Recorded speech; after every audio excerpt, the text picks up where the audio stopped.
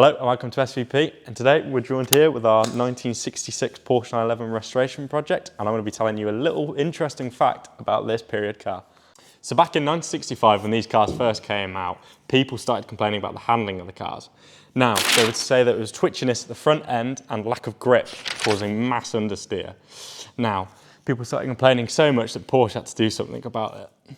Porsche's answer to this wasn't as simple as other manufacturers, such as just reset up the car, but this was because Porsche knew it would work, because in early prototype stages, the setup on the car was so precise that it worked, but sadly when it comes to big mass production lines, they couldn't get the cars as close to that, so Porsche had to come up with a quick fix.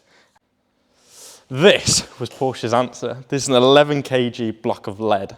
Now there was two of these weighing total of 22 kg, and these were placed just behind the front bumper.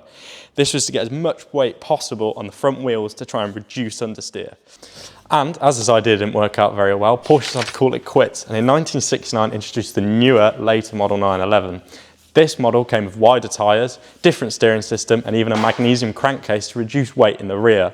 And also a 2.6-inch increase to the wheelbase. This improved handling massively and became the basis for all future 911s.